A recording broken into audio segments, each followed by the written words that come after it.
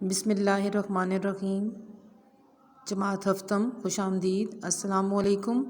آج ہم سبق نمبر 2 کا آغاز کریں گے۔ نعت ایسی نظم جس میں نبی پاک صلی اللہ علیہ وسلم کی تعریف کی جائے۔ آپ کے پاس اہم الفاظ آ جاتے ہیں: پیغمبر، خلاق، حیات، عظمت، بشر، شعور، حشر، ازل، نہا اور مشکیزہ۔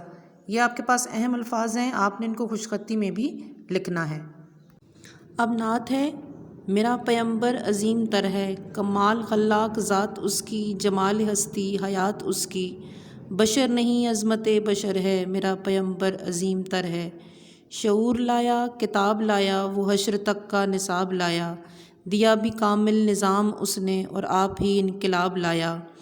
وہ علم کی اور عمل کی حد بھی، ازل بھی اس کا ہے اور ابد بھی، وہ ہر زمانے کا راہبر ہے، میرا پیمبر عظیم تر ہے۔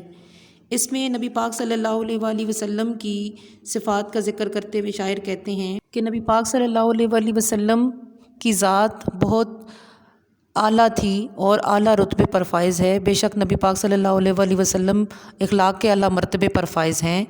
آپ نے مسلمانوں کے لیے بلکہ تمام انسانوں کے لیے ایک ایسی متعین درس، ایک ایسی کتاب لائی جس میں ایک مکمل نظام ہستی جو ہے وہ آپ نے پیش کیا، اور آپ کے آنے سے ایک انقلاب، ایک تبدیلی رونما ہو گئی۔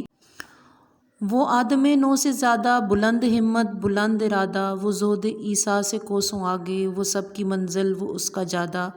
ہر ایک پیغمبر نہاں ہے اس میں، ہجوم پیغمبراں ہے اس میں، وہ جس طرف ہے خدا ادھر ہے، میرا پیمبر عظیم تر ہے۔ اس میں نبی پاک صلی اللہ علیہ وآلہ وسلم کی صفات کا ذکر کرتے ہوئے کہتے ہیں کہ پرہیزگاری میں وہ تمام پیغمبروں سے آگے ہیں، اور ہر پیغمبر کی خوبی جو ہے وہ آپ صلی اللہ علیہ وآلہ وسلم کی ذات میں موجود ہے، اور آپ صلی اللہ علیہ وآلہ وسلم کی ذات جو ہے وہ قرآن کا عکس ہے۔ اب آپ نے تمام الفاظ، مشکل الفاظ کے معنیوں کو یاد کرنا ہے، یہ آپ کا ہوم ورک ہے۔